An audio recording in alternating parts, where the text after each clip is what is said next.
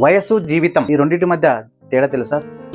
సమాధానం విన్న తర్వాత మీ జీవితాన్ని మరో కోణంలో చూస్తారు. ఒక వ్యక్తిని అడిగారు, వయసుకి జీవితంకి తేడా ఏమిటని.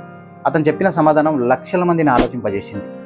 మనలో చాలామంది ఉదయం లేస్తాం, ఆఫీసు, డబ్బు, బిజీ, మళ్ళీ ఇంటికి, అలా రోజులు గడిచిపోతాయి. కానీ మనమే మనల్ని ఒక్కసారి అడిగామా, నేను నిజంగా జీవిస్తున్నానా, లేక కేవలం వయసు మాత్రమే పెరుగుతుందా? ఒక తండ్రి తన పిల్లల కోసం జీవితం అంతా కష్టపడతాడు, కానీ వాళ్ళతో గడపడానికి మాత్రం సమయం లేదు. ఒకరోజు పిల్లలు పెద్దవాళ్ళయ్యారు, తండ్రికి జబ్బొచ్చింది, ఇల్లు ఉంది, కారు ఉంది, కానీ పిల్లలతో గడిపిన జ్ఞాపకాలు మాత్రం లేవు.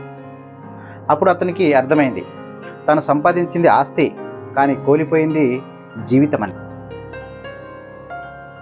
జీవితం అంటే పుట్టిన రోజు నుండి చనిపోయే రోజు వరకు ఉన్న కాలం కాదు.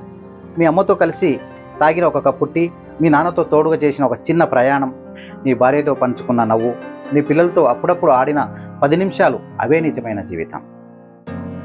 ఈరోజు ఫోన్ కొద్దిసేపు పక్కన పెట్టండి, కుటుంబంతో కూర్చోండి, వాళ్ళ మాటలు వినండి, ఒక ఫోటో తీయండి, ఒక చిరునవ్వు పంచుకోండి.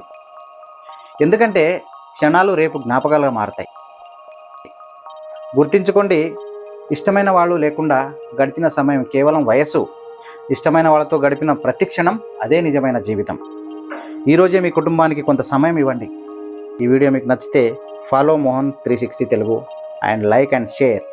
జై హింద్.